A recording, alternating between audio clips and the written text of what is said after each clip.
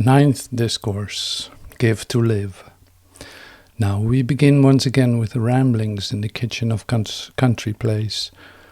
I call it rambling in the light. It's important that you understand that everything that I say is coming from a particular frame of reference. And sometimes I forget how very fundamental the directions of an awakened mind are. How very fundamental, for example, the teachings of Jesus Christ in A Course in Miracles are. They are much, much too fundamental to be accepted or even admitted to by split minds. The process of enlightenment, that is, the process of coming to whole mind and recognizing yourself as universal consciousness, is a process of giving. I want to key in on that word for a minute because the nature of the Course in Miracles is a process of forgiving, which is an indication that it is all over and you have, in fact, given before of yourself. If salvation then is the process of giving, we'll use the sentence like, the only way to know you have something is by giving it away. That doesn't seem practical at all to a consciousness who is in a condition of reciprocity or exchange, does it? If I tell a consciousness coming here to give everything away and come to me, he immediately is in resistance of it because of his defense mechanisms of having ideas in order to protect his identity. While he is willing to give me in concepts the notation that, for example, charity or Christian love is sharing of God, my declaration that the only way you can know God is to give love completely is very difficult for him because it involves a relinquishment of himself. I'll stay in Christianity for just a moment. The clash that occurs with the first covenant consciousness, that is an eye for an eye or reciprocity, or the establishment of laws on earth and thou shalt not kill, all of those admonishments always occur with the process of giving rather than receiving, or giving with the idea of receiving, which is an indication of what? Lack, or need for substance, or need to exist. Listen, you will see how fundamental this is. If what I am saying to you then from another level is true, it would be impossible for you to know that you have everything until you gave everything away. And this is met with a tremendous amount of resistance in this Hades, this shade, this dream of reality, this dream of pain and death, which of course makes you continue to demand recognition within the framework of yourself. The notations of experience of enlightenment through service will come to you at a very high range, and those of you who come to me have obviously attempted to practice charity. This is a very simple process. You have felt the pain of your brother. You have attempted to give aid to your brother and share with him the abundance that you feel in your own heart. Yet you discover that no matter how much aid you provide with him, he continues to become sick and to die. Now at that point, you have begun to examine the whole structure. You say, no matter what I do, I can't relieve my pain, or most particularly the pain of my brother, because while I have been successful in providing abundance for my associates, I see that my brother still suffers. I want you to see how fundamental this is. I will therefore send all these packages of goods. I'm Joseph in Egypt. I hate to use that reference. I am going to gather up all these packages and goods and give them to my brother and thereby assuage the guilt feelings that I have in association with my abundance and his lack. And it would appear at this point that I'm doing a very charitable thing, and indeed I am. Now, to those of you who have been charitable and still are feeling excruciating pain of your brother and your inability to deal with the apparent chaos and death, these are the consciousnesses that will begin to hear what I teach. Here's the declaration. If indeed there is such a thing as sickness and pain that you see about you, they can never be healed. I say to you that in the highest sense of truth, this has nothing to do with your attempts to do it. Of course, you will attempt to do it. The whole progress that occurs in the mind is your attempt to give yourself and hold on to yourself at the same time, to have ideas of associations of what you are and to base your identity on giving. Now you will run into sentences in Christian tradition like, and they're debated forever, good works avail you nothing. That's an indication that no matter what you give away, as long as you take credit for it, you can't know that you are divine because you will retain the idea of reciprocity, and I'm well aware of that. I'm going to turn that around just a little bit for you. I'm going to say good works avail you everything. If they are completely good, that is, if you do not only good works, you'll have no problem. The problem you have is your attempt to sort out what constitutes works and what constitutes being or selfness. I maintain that works and being are not separate because the cause of your thought will be the effect of what you are regardless of what you say. Did I jump in too deep for you there? I guess I did. I didn't mean to do that deep with it. Now, if you're going to teach the finality of your certainty of, say, A Course in Miracles, which nobody really wants to practice, let's try it. The reason that you forgive is that you only can give to yourself. Quite literally, the constructions that you have outside of you are your own pain. This is the little step for you now. You cannot know that they are yours until you give them everything. Jesus calls this brotherhood and love. You literally can't know who they are until you give them everything that you are. There's going to be no such thing in your teachings as reciprocity.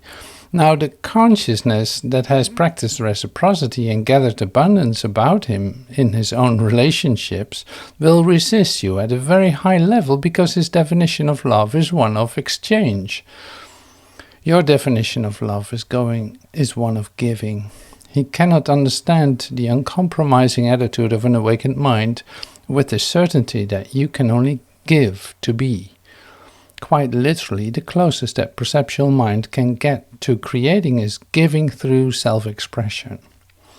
The higher the range of giving, the more self-expression goes on, because the consciousness in his giving no longer correlates himself with a limited identity and expresses a thought form outside of himself in relationship with the whole truth. In a very real way, then, this process of giving is one of coming to know yourself. The basis of the teaching, obviously, then, is to take no credit for your giving, but only to love and serve. When we have attempted to do this, there is a great deal of resistance here because the associations of success and happiness are based on having rather than on being. I'm very much aware of that. What you finally do with that in your own mind, I don't know, but I guarantee you that once you begin to experience the joy of giving, it will become very intense in you, and you will literally want to give everything that you have away in order to be free. It's going to become very obvious to you. The process of coming to know yourself has to do with giving yourself away. There's no alternative to that because you cannot know that you have until you give it away, because having and being are the same. As long as you are possessed by your own thoughts, you cannot know that. I don't know who takes Master Jesus' sentences in the text seriously when he says, protect everything you value by the act of giving it away. Notice he says act. It's an act to shorn yourself of these so-called necessities. You say, well, Master, it sounds like you're teaching frugality here, that you are teaching poor in spirit, that you are teaching blessed are the meek. Well, I am. You don't like that out there, I don't care. As long as you have what Jesus calls grandiosity, ideas that you are accomplishing something, you're not going to get this, teacher. This is a process of love and forgiveness and giving. You want to examine the uncompromising statement that you will be possessed by your own thoughts and condemned to stay in time and die as long as you have ideas about yourself. Come on, this is my teaching. This is my declaration to you. Try not to attack me when I give this to you, though. There's no need for you to attack love. Master Jesus says, why do you attack love and beauty and truth when it's presented to you? We are really... Will you take that off, Anna? We're sitting here in the kitchen of God's country place, and there's a kettle on the stove and it's boiling, much like what is happening to you now.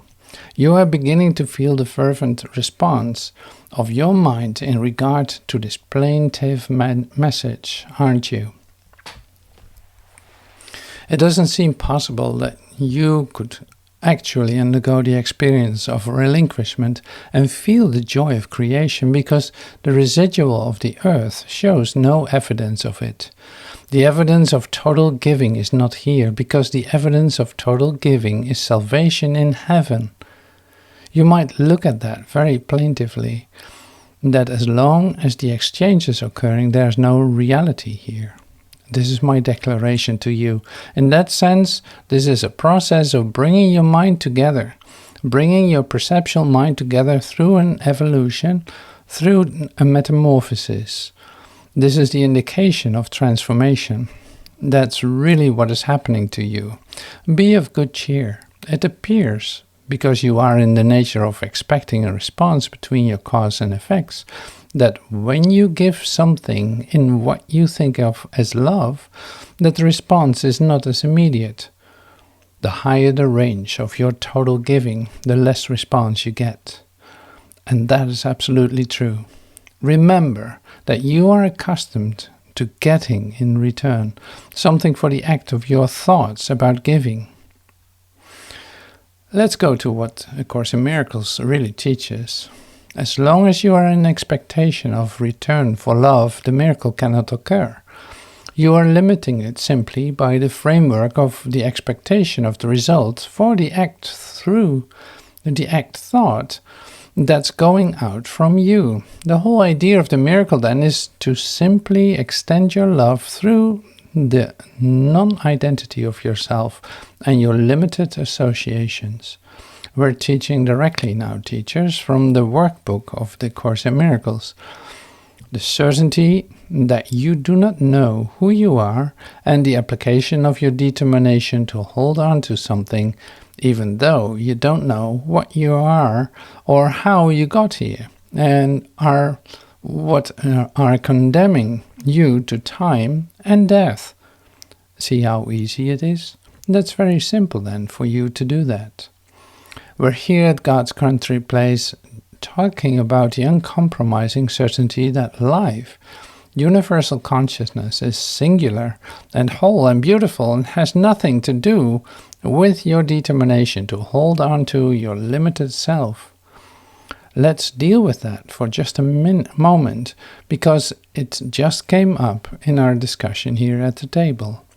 In our original teachings, we used to try to present you with the statements, relinquish yourself, blessed are the meek, blessed are the poor in spirit in the Beatitudes, with very important statements, literal statements like, it is impossible for you to be unjustly treated. This is the statement that the protection of your limited association about yourself is a denial of God, and that there really is no pain and grief outside of your thought about it. That practice used to be one of being humble, but in this universal consciousness of split mind on earth, the idea of humility and giving and sharing is not very popular. Now, if we come at it from the other direction, we attempt to give you, within your own mind, all of the power that there is in the universe. This is called giving you a choice. This is a teaching device now. This has nothing to do with truth, brothers. Very early in the text of A Course in Miracles, Master Jesus says we are dealing literally with an impossible situation, which is what perception is. That is the idea that you can choose reality, and of course you can't. The mechanism of choice, however, is necessary since you have invented it in your time association. So, of course, we're going to use it.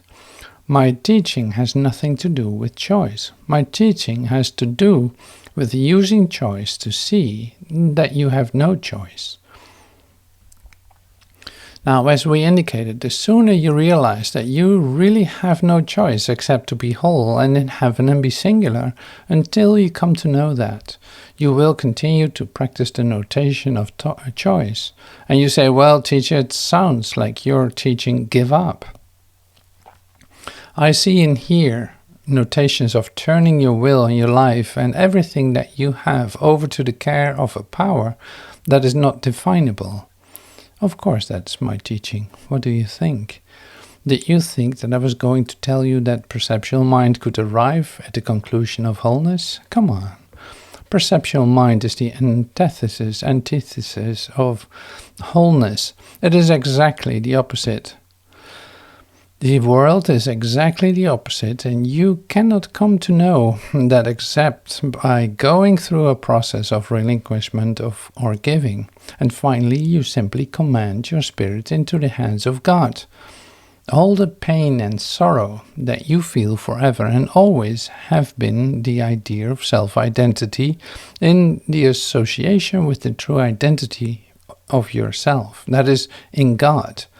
All of the Gethsemanes, all of the dark nights of the soul are only your attempts to combat yourself in relationship with your own mind. They are nothing but that. Now, is this a gradual process? You'll heed these terms expressed. What you are saying then is that I must experience a bottom. Have you ever heard that expression out there? Finally, I'm teaching you the futility of existence on earth. But remember, you are not a measurer of the process of your own give-upness.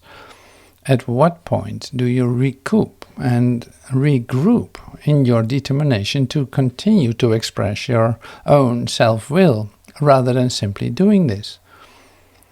These are the teachings, obviously, of the recovery program of Alcoholics Anonymous, or in fact, the recovery program of all initiation consciousnesses coming from split mind to whole mind. Those of you who read this, we have given talks on the addictive programs in association with the Course and wholeness. It's the same teaching, but remember that the teachings of 12-step have really nothing to do with the idea of addiction, particularly to alcoholism. They are teachings of the relinquishment or limited mind to come to whole mind. It is a process of spiritual enlightenment. Nothing but that. Now, those of you who have had the experience of overcoming the addiction through the release of your mind are well along the way to the idea that through the process of giving up here, there is indeed a power that is self-evident to you behind that veil of deception and resentment you have put up to keep you from seeing your own godliness and your own reality. Now, in that sense, the relinquishment of ideas about yourself is only the relinquishment of what? Resentments. Jesus calls them grievances. Very simply, if you are a conglomerate of grievances or ideas of combat in association with yourself, you bring them from your past frame of reference, and base your reality on the grievance and the possibility that you can be harmed. Now here's where the valuable psychology is, that you can only cause pain to yourself. All pain is self-inflicted. You do this but to yourself, regardless of how tempted you are to believe that there's something out there causing you a problem. See how you do this? See how you can practice this? And these are true statements. How does this work? This works simply because you are making an admission that you are the cause of it. Now you are bringing the solution to your apparent problem to where it can be solved. Obviously, if the problem is outside of you, if you have a grievance against your brother, you hold him responsible for your actions. You respond to him by attacking and defending yourself from him. Do you see how fundamental this is? Remember, I said at the beginning of the talk how very basic this is. I'm looking you right in the eye now. I'm looking at your other eye here, at your Holy Spirit eye, and I'm proclaiming to you to not be defensive in your own mind relationships, and you will feel the miracle of the transformation that will occur in you. What an incredible, beautiful thing that is, you see. But you see how basic we are. I am telling you to give up your grievances, because the rest of the world bases its perceptual reality on attack and defense. Doesn't mean that you should. Would you care to hear that as the final part of this talk this morning? The basis of the teachings of subjective reality indicate to you that this is your world. No matter how tempted you are to think that there's something outside of your dream about it, there isn't. You're the cause of this. This will give you a real good feeling if you're ready to look at it. The first feeling you will have when you look at this is kind of fearful. You will go, holy mackerel. You mean this is between me and the rest of the universe? Yes. It has nothing to do with the images that you have constructed to hold mutual grievances outside of you. That is to commiserate with your own death process. No. Now, you will like that. Why? Because it's individual transformation, and indeed the transformation is individual and singular. Now we are going into teaching initiation. We want to show you that you can actually go through a process in your mind where you change the world. This is the declaration of Master Jesus that you are the savior of the world. But why would that be such a big deal if you constructed the world? If you will look at what you have constructed, and I'm talking about the whole world, and are determined to change your mind about it, it will be changed. Remember that the world was constructed outside of the framework of reality, and your relinquishment of it then is a necessary part. A nice way to teach it is to include all your thoughts in with your conceptual evaluation rather than exclude. This is forgiveness at its highest level.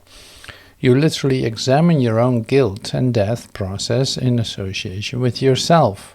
You don't bury anything. This is not different than the 12-step program with the indications of the 4th and 5th step that command you to seek forgiveness through the acknowledgement of guilt. I have no problem with that. If you want to seek forgiveness through the acknowledgement of guilt, you acknowledge that you are guilty and I will forgive you. The process is one of you accepting my forgiveness. That's how simple this is. This will be fun for you as the brothers come together and you practice this changing of your mind. We want to assure you that it involves more than just your perceptions and conceptions of yourself. It must involve all of you, and that's fearful to you. You would much rather take, for example, your ideas of the mind and separate them from the emotions of your heart, but I promise that an emotion is an idea. I assure you that you can only be and cannot have ideas, and indeed cannot have emotions. You cannot have love. You love your brother through the service giving to him, don't you? Finally, the bridge to total love is one of communication. If I'm not threatened by your previous thoughts about you, I extend to you the certainty that I've created you in my own whole mind. This association or breaking communication is all that the schism ever was. It has nothing to do with the fractured parts that you attempt to bring together in associations with your own limited reality. I love you. I will do anything in the universe for you because you are in my mind as whole things, and you have instructed me within this framework of time to come to you from super time. This is, of course, in speeding up time, and remind you that indeed we are reminiscing about this, and that you and I never left heaven. Here's the crux of the whole teaching, the relinquishment of self-identity. When I speak to you as what we must term a whole mind, what I'm saying is this: no matter what you present me with, this would be true of all healed teachers, Jesus calls them, I will indicate to you that there is a single problem and a single solution. When you bring me particular problems with the brotherhood and I express them as singular, you have a tendency to interpret them dualistically in the framework of the problems that you are experiencing within your own time framework. The solution, obviously, is the total forgiveness of the grievance that you hold against your brother. But remember that judgment is a grievance, isn't it? Judgment is the idea that it could possibly be associate relationships of pain or lack within the framework of reality, and there can be. Quite literally then, if you come to a whole mind, he attempts to teach you, don't judge. Now, I may present that to you in humorous ways. I may say to you, if you judge me, you're wrong. And everything I say is wrong, and I have no value in what I'm saying. I'm very certain that that's true. Why? Because I'm teaching give no value to your perceptions here. I'm teaching you to relinquish your notations about me and only love. This is the whole sense of the Course teachings, isn't it? All whole minds will do this. Why? They're very certain that within any mechanism of teaching there can only be one problem and one solution. No matter what you as an ego or personality brought to me, I know you are not so. This is my highest teaching, because the earth is not so. You can present me with all the dilemmas of your associate thoughts, and they will have no effect on me. That may be excruciating to you, but the more that you can see the consistency, which is as close to honesty as you can get of a whole mind teacher, the more, if you are determined to find it, you will seek him out. And this is what we are attempting to bring about. Then by the association you undergo this transformation of your mind. This is a very high teaching. That is what's occurring around the world. Why? Because this is a required course. This is a course in enlightenment. I look at the definitions that consciousnesses apply to what the Course in Miracles is, like a set of books. That's nonsense. A Course in Miracles is a simple course of the maturation of your mind, of the certainty of singular wholeness. If you begin to look at it that way, you will feel the excitement of the way out of chaos and death that are here by the declaration that I give you now. There is no death. There has to be an alternative to the construct of your mind, and through the relinquishment of that content, you can come to know the truth. Through love and forgiveness and giving, through detachment and through non-possession. The more you do it, the freer you will be. The less you possess, the freer you will be. You won't care about the possessions of your other brothers, because you see that possessions is binding them to death, holding them in time by their associations in the mind. Wow, you can hardly wait to give it away. You will go through periods in this maturation where you will be in direct conflict with the world simply because you don't want to possess. You will be attacked for not possessing. But it won't bother you really. Why? Because you will begin to experience the freedom of being rather than to hold on and literally construct sickness and death in order to verify yourself.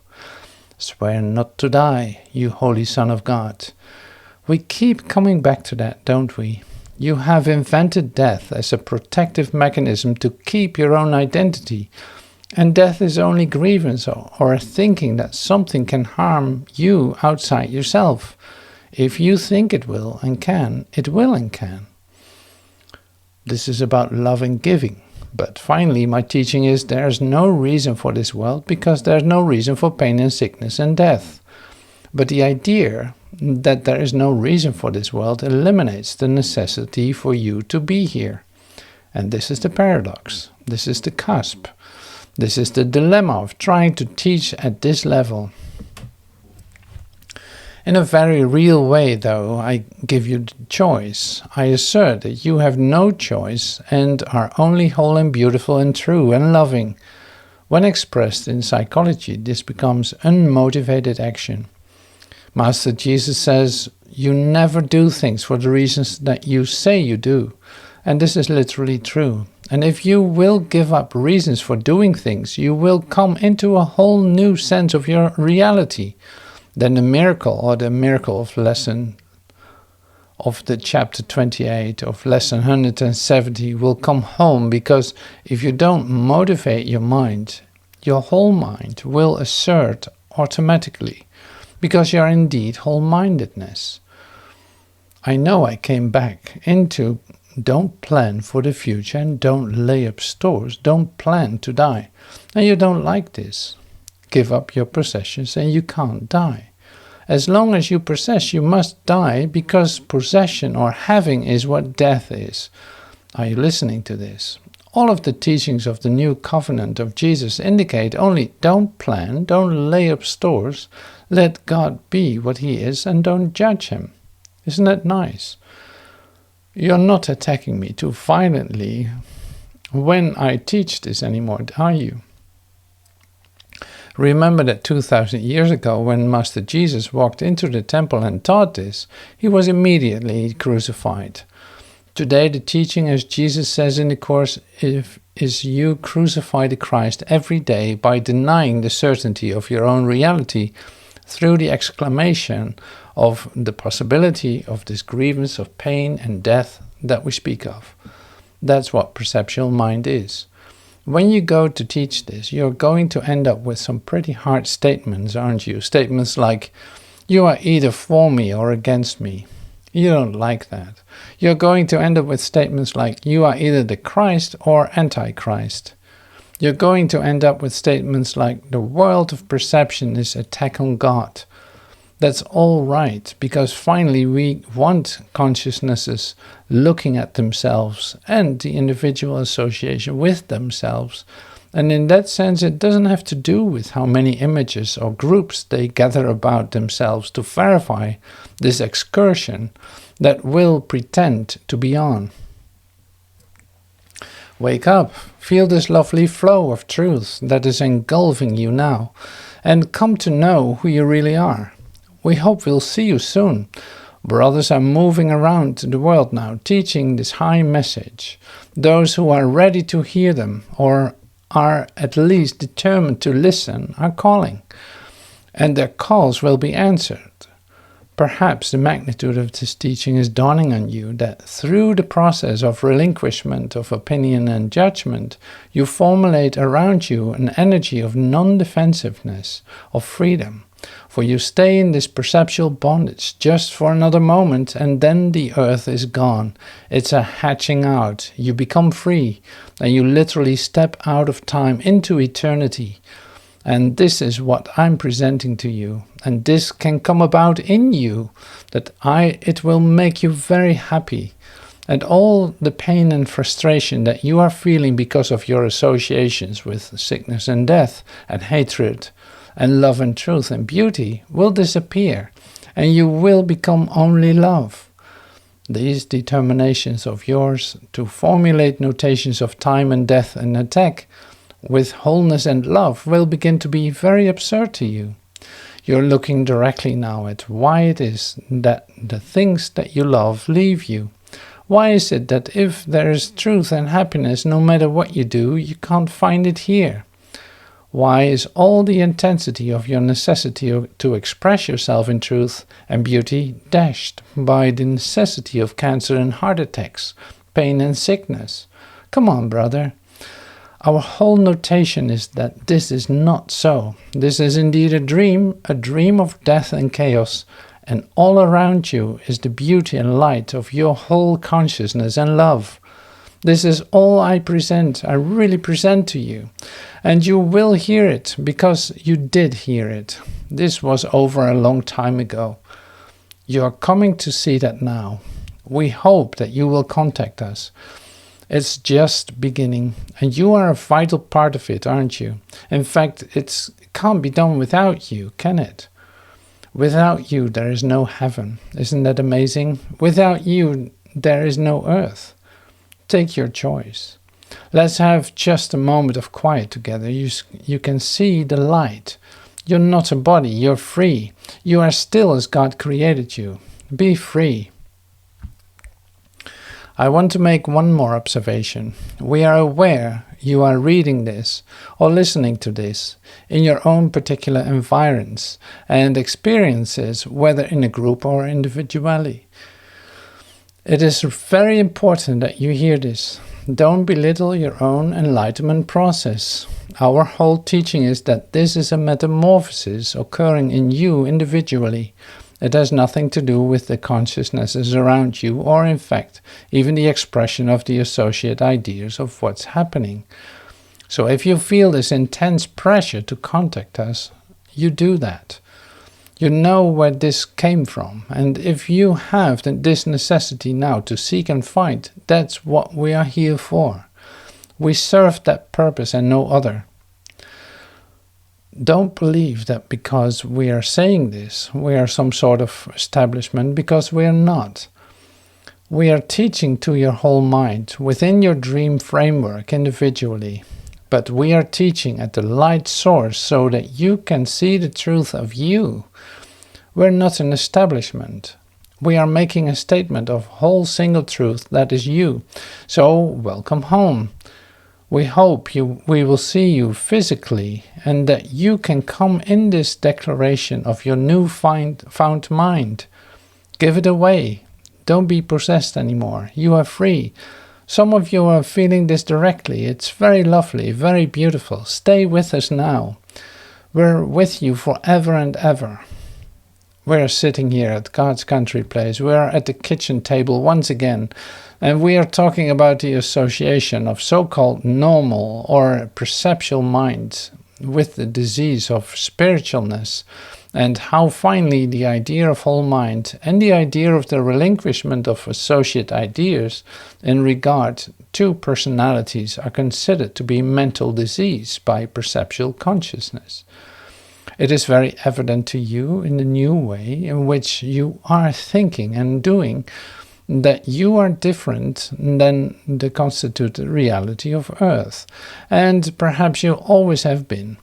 Many of you who are listening to this now have always been different, yet you have been forced to acclimate yourself to the notations of perceptual reality in regard to the things that you did, the goals you set, the modality of your thinking and cultural relationships.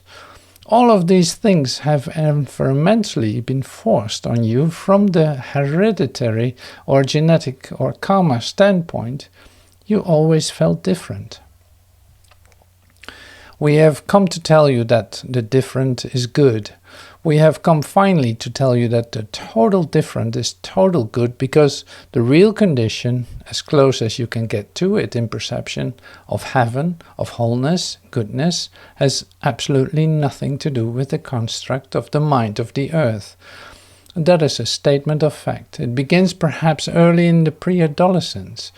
The consciousness observes that, to some degree, people do not say what they mean, and there are a lot of young clairvoyants who have suffered the apparent stigma of listening to an adult while the adult's mind was saying something else. Have you ever heard of that? Did you know that? And that's a fairly common thing for many of us early on experienced. So we were taught hypocrisy, and it was at a high level even then. Do what I say, not what I do. It was more like, but Dad, you're thinking differently. The whole world thinks differently than it acts, and the whole world finally is basing its reality on the consciousnesses that is denying. And this will come later on to you, and this causes great frustration. You have become what?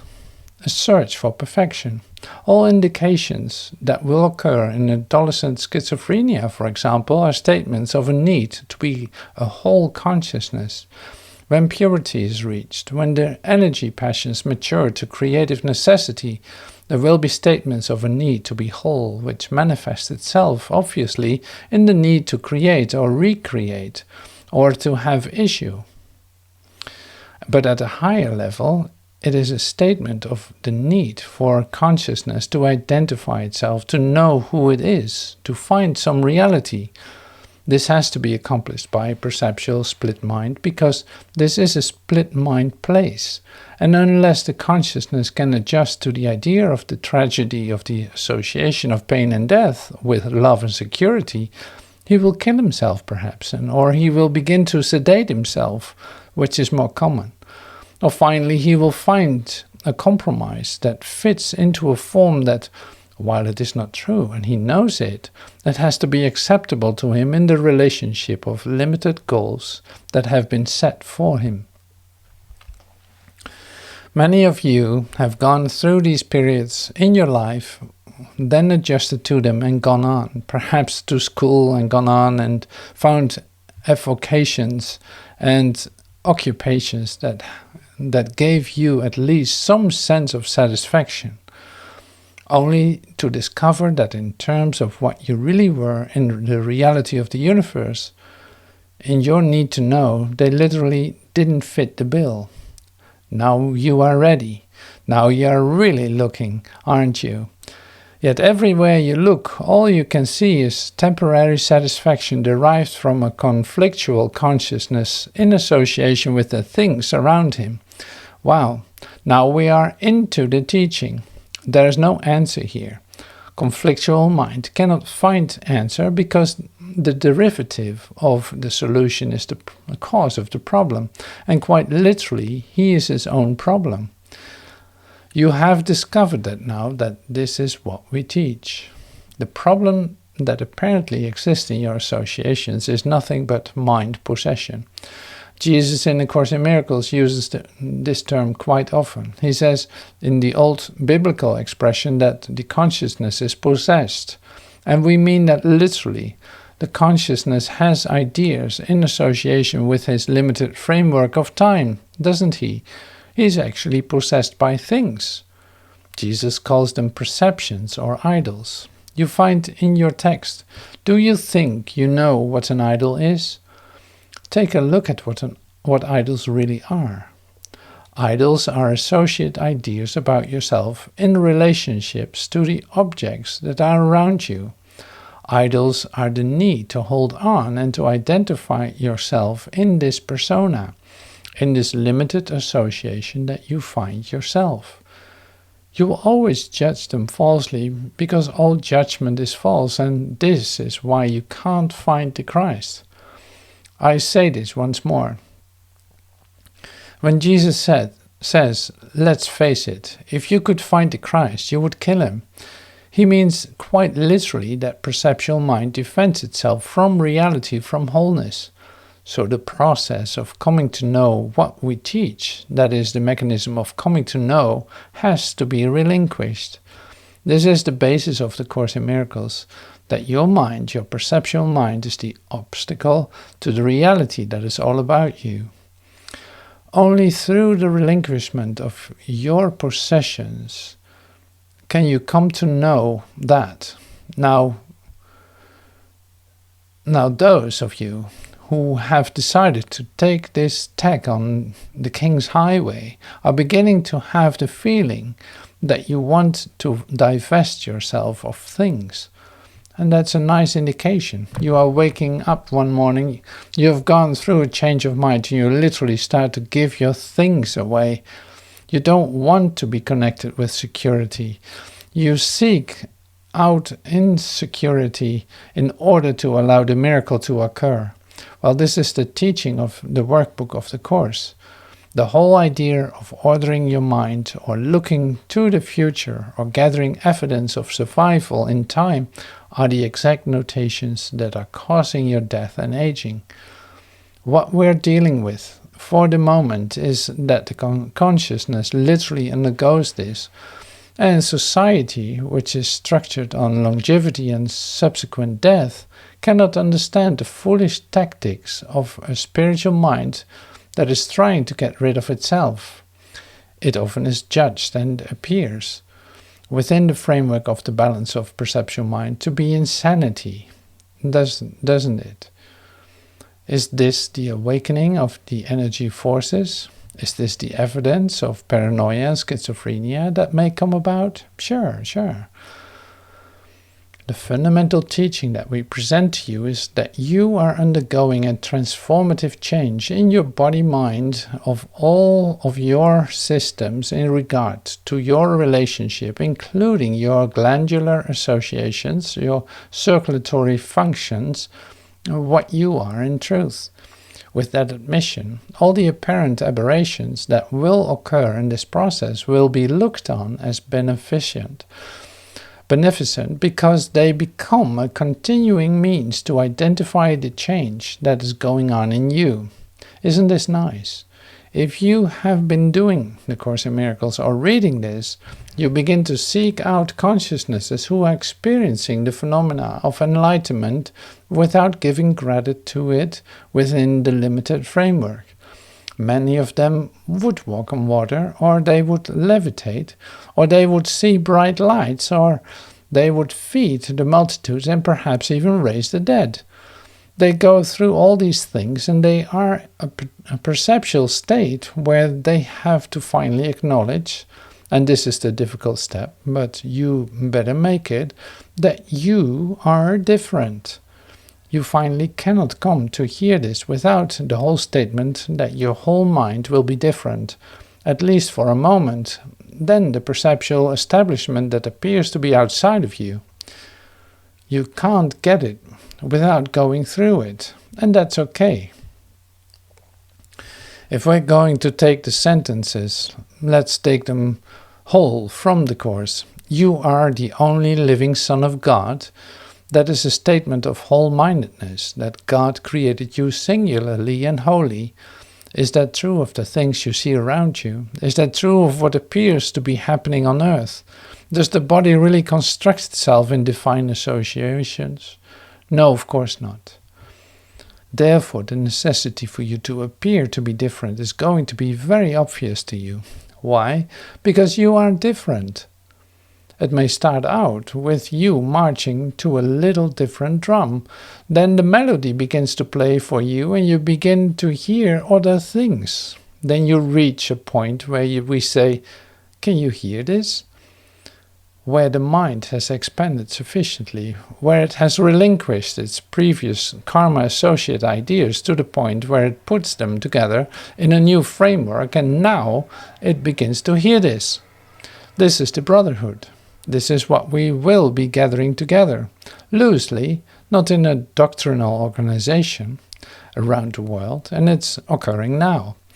The framework of thought is literally transcendent and is in a constant state of occurring.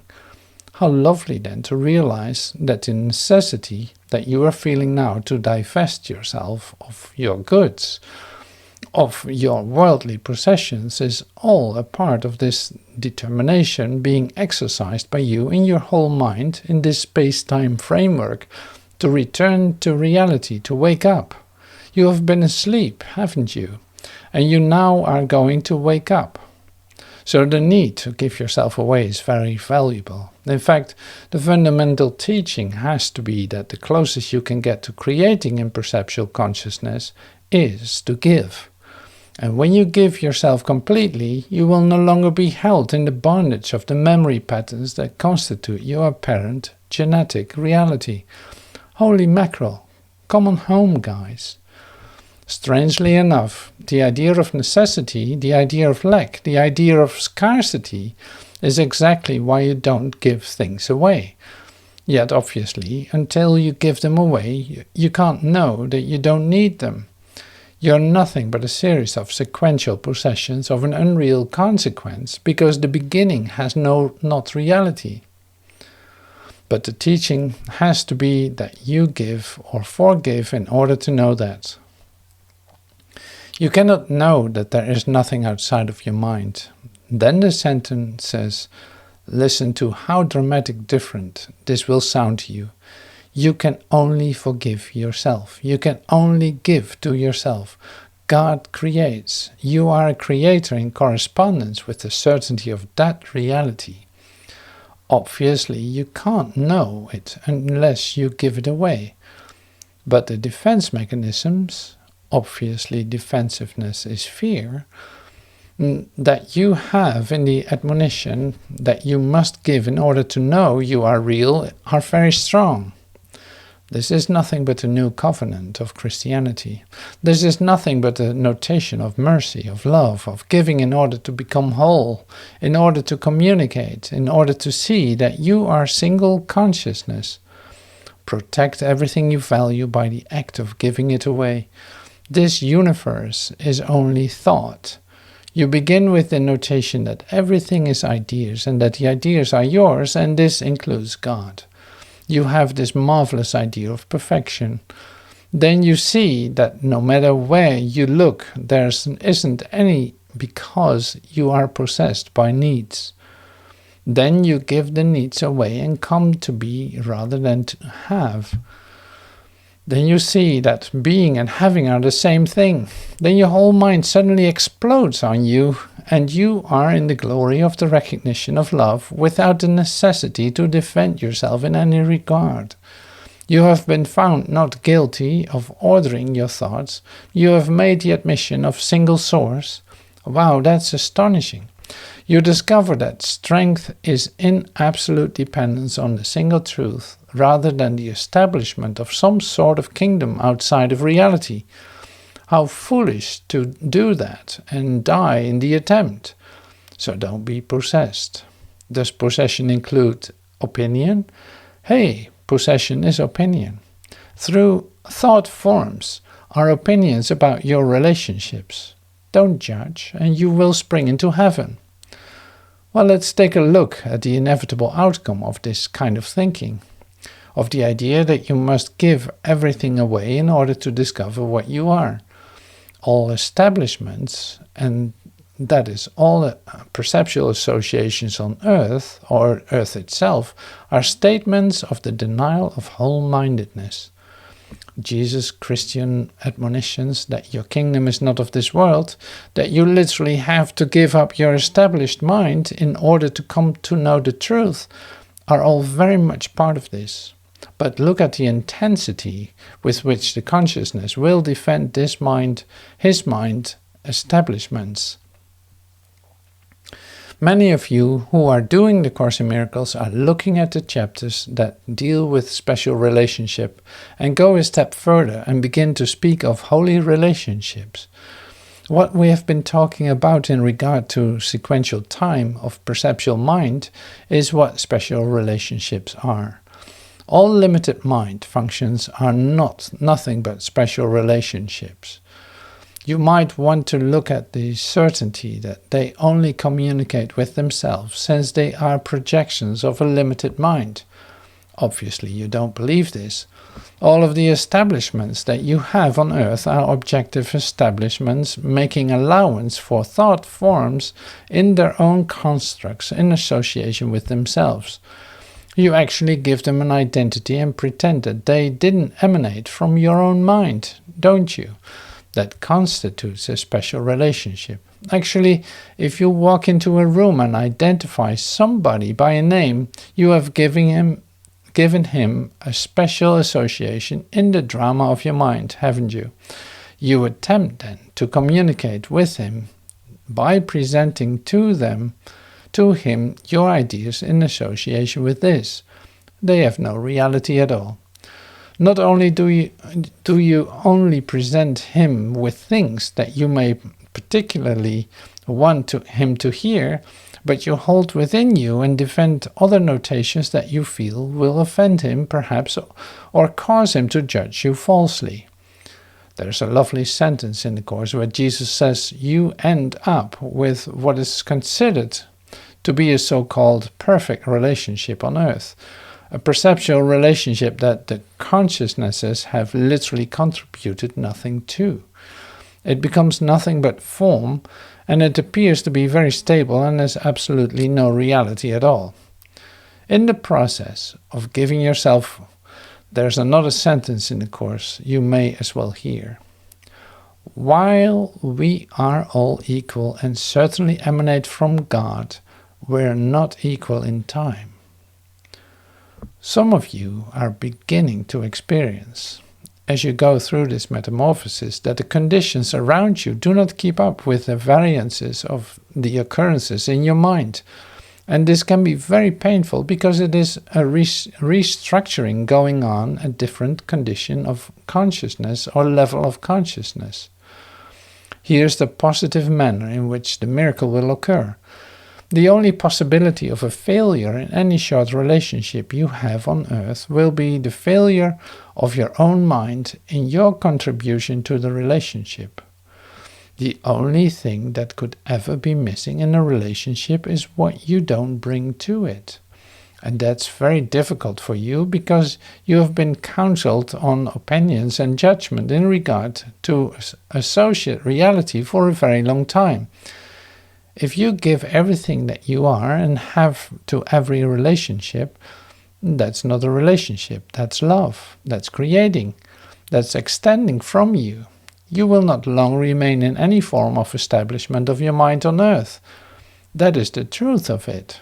Again and again you have brought with you perceptual thought forms in this framework of time, either to attack you or with which you are determined to associate and seek surcease or of sorrow in the conflict of your own mind. This is very lovingly expressed in several pages in A Course in Miracles. Inevitably, they lead to death because they are defense mechanisms. It is important for you to remember that you are only memory. All perceptual mind is only memory. This was over a long time ago, dear brothers. You are simply in a framework of sequential memory. It is impossible for you to meet a stranger, since you are constructing the consciousnesses in your own mind. Yet, since you have a drama of conflict, of hate and terror and fear, with a lot of the array associations in your energy patterns, you establish very quickly your new karma memories as you carnate, as you come into the recognition of yourself, your loves and hates, and base your reality on it. How absurd! You see now the necessity for forgiveness and practice of forgiveness. I am very much aware that you seem to be constituted in primordial hatred for particular types or cultures or associations. I'm aware of that. But remember this, as long as you defend yourself, you become a part of the pattern of hate-love, of fear and death. So the practice has to be one of relinquishment or forgiveness of your opinions in regard to it. Can that be done by asserting the power of mind or by the relinquishment of the power, by going to humility? Well, it will work both ways. But remember this, the conflict is only in your own mind.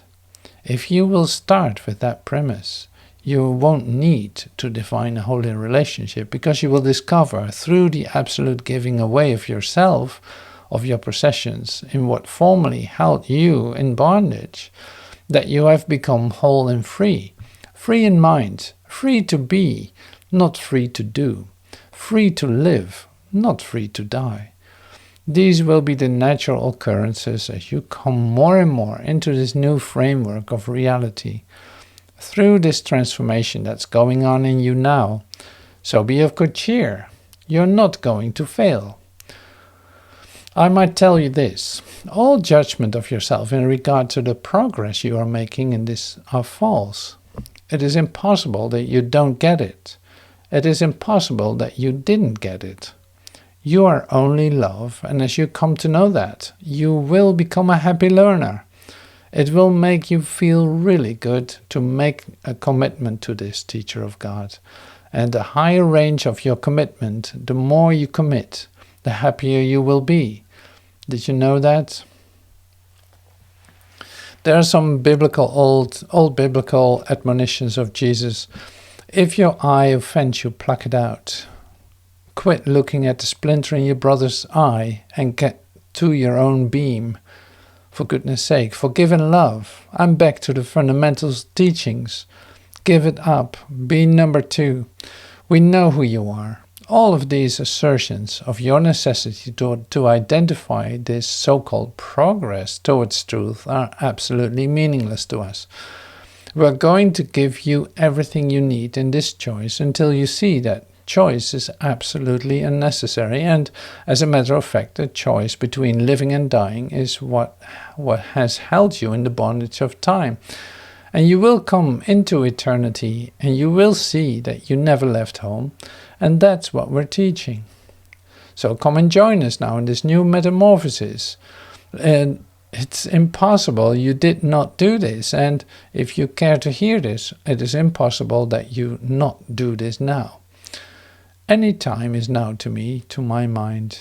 If I don't get it you now, I will get you later, and my later will be now to me. And that will be to you, I don't know. What it will be to you, I don't know. But we're here to tell you this place isn't real, and that's the whole teaching of the Course now. And here it is sitting right in front of you. You might want to spend a day looking up the definitions that Master Jesus gives for this dismal alcove and rotting prison, and many other ones that where he directs you, you will laugh at the idea of death. You will laugh at the idea of sickness and pain, and you will come free and be whole with us.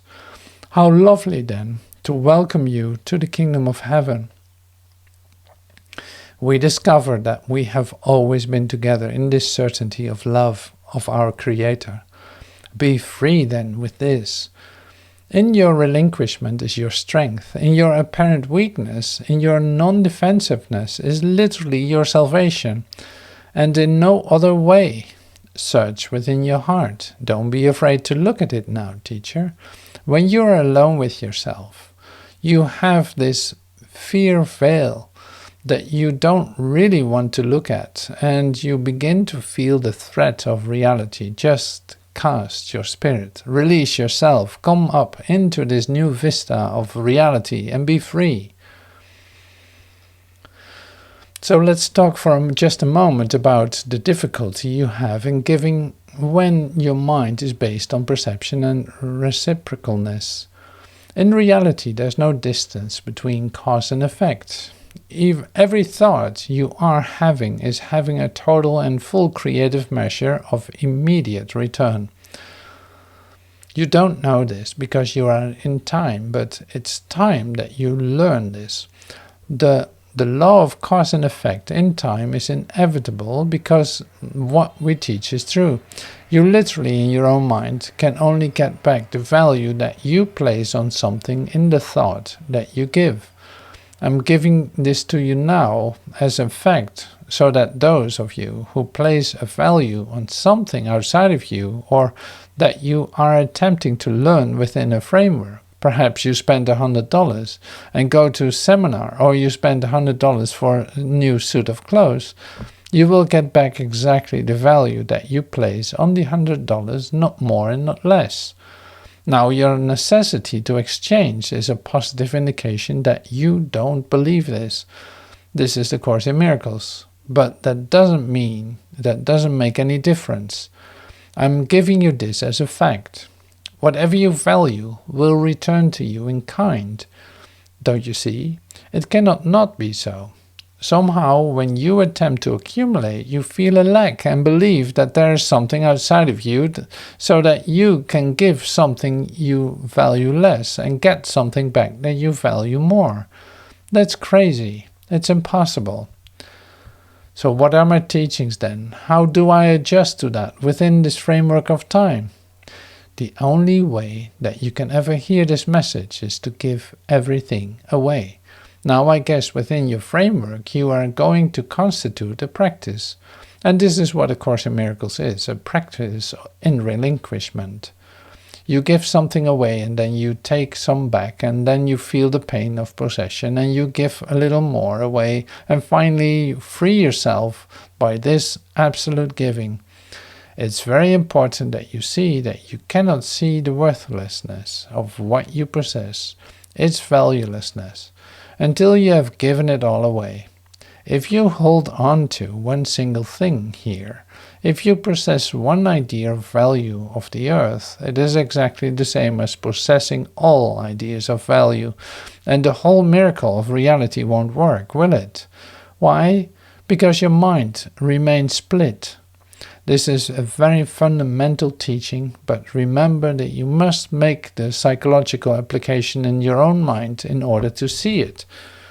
Jesus calls this A Course in Miracles because of that, where the manifestation of giving appears in the framework of happiness or love that you experience and the shift in the apparent phenomena that is around you. Finally, through the greatest miracle and the only real miracle that could ever occur would be your awakening. You coming whole in your mind. That is the miracle that is coming about in you now. It is only your awakening, isn't it? There will be a lot of signs along the way, a lot of indications, and we want you to have them. But we are teaching a whole step above that. You observe the phenomena, but really we're teaching subjective reality. We're teaching noumena. You are the cause, and you are the effect, and now you are awake. And just for a moment you feel the incredible glory of total commitment. A bondage that binds you to hell will simply fall away from you, and you are free. Exchange is impossible. We've got to lesson 76. You can't give something away, and you can't get something back. You can only be you in truth and beauty. So let's talk about forgiveness now and facing your fear. I'm going to read without comment the definition of the Teacher's Manual of A Course in Miracles on forgiveness and the face of Christ. The comment I will make to you in your transformation is that total forgiveness comes by the brightness of a transcendent mind that quite literally sees the face of Christ, doesn't it? So without comment, if I can keep myself from commenting, and there's a lovely young mind that wrote this, is a dear friend of ours. Listen. Forgiveness, the face of Christ. Forgiveness is for God and toward God, but not of Him. It is impossible to think of anything He created that could need forgiveness. Forgiveness then is an illusion because of its purpose, which is to relinquish pain and death, which is the Holy Spirit's. It has one difference. Unlike all other illusions, it leads away from error and not toward it. Wow. Forgiveness might be called a kind of happy fiction, a way in which the unknowing can bridge the gap between their perceptions and the truth. Since it's literally impossible that they don't know, obviously, it's an illusion. They cannot go directly from perception to knowledge because they do not think it is their will to do so. This makes God appear to be an enemy instead of what He really is. And it is just this insane perception which makes them unwilling merely to rise up and return to Him in peace. This is why there's a necessity that we teach this, and we teach it as transformation, don't we? And so they need an illusion of help because they are helpless, not in reality, but in time. A thought of peace because they are in conflict. God knows what His Son needs before He asks. He is not at all concerned with form, but having given the content, it is His will that it be understood, and that suffices. The form adapts itself to need. The content is unchanging, as eternal as its creator. The face of Christ has to be seen before the memory of God can return. And this is the idea of illumination, isn't it? The idea of the transformation of your mind. The reason is obvious. Seeing the face of Christ involves perception. No one can look on knowledge, but the face of Christ is the great symbol of forgiveness. It is salvation. It is the symbol of the real world. Whoever looks on this no longer sees the world. He is as near to heaven as possible outside the gate. Yet from this gate it is no more than just a step inside. It is the final step, and this will lead to God. And this is what will occur. Forgiveness is a symbol too, but as the symbol of his will alone, it cannot be divided. And so the unity that it reflects becomes his will. Unity is the will of God. That single statement that he is creator is your salvation, isn't it? It is the only thing still in the world in part, and yet the bridge to heaven. God's will is all there is, but we can but go from nothingness to everything, from hell to heaven. Is this a journey? No, not in truth, for truth goes nowhere. But illusions shift from place to place, from time to time. The final step is also but a shift. As a perception, it is part unreal, and yet this part will vanish. What remains is peace eternal and the will of God. There are no wishes now, for wishes change. Even the wished for can become unwelcome. That must be so, because the ego cannot be at peace. But will is constant as the gift of God. And what he gives is always like himself. This is the purpose of the face of Christ. It is the gift of God to save his Son. But look on this, and you have been forgiven. How lovely does the world become in that single instant when you see the truth about yourself reflected here. Now you are sinless, and behold your sinlessness. Now you are holy, and perceive it so. And now the mind returns to its Creator, the joining of the Father and the Son, the unity of unities that stand behind all joining, but beyond them all. God is not seen, but only understood. His Son is not attacked, but recognized. Isn't that lovely? It is from the Teacher's Manual of the Course, a definition of forgiveness and a statement about the necessity of the illumination of the mind, the change in perception that is necessary, the transformation, the new birth. That is what is happening to you. As you recognize it is happening in your brother and forgive him your illusions, you come to share the single statement of truth. How can things be separate if they have a total common goal? That's what we proclaim to you now. Separate goals are impossible, teacher. The goal to forgive, the goal to become whole, is the only one there is or ever has been in this dream of sickness and death and time. You come whole with us now and wake up. Those of you who are hearing this for the first time and last time understand that this reality that we are presenting to you now, not in concert with other perceptual evaluations, not in association with tradition of the so-called world, but in our single statement of transformation of your individual mind. Isn't that lovely? We hope to see you soon. Thank you. Time and space has never kept us apart, has it? We are remembering, and the light begins to shine now, doesn't it? You lay aside these fear thoughts. There's just that moment of hesitation. Isn't that lovely? How bright are all becoming now, how real, how spirited, how alive, how miraculous. From out of the past now and from out of the future, finally, out of all time you come now. What matters how long it has been? You have come. Now we awaken to that glory of reality. It was just a little sleep and the dream is over. Welcome home, teachers. The long journey that was leading nowhere is over. Exciting. How exciting to see the minds awaken now. Come up out of the grave of death, from earth to life, from earth to light. Happy Easter, teachers. He is risen indeed. The Holy Spirit can indeed make use of memory, for God himself is there. Yet this is not a memory of past events, but only of a present state.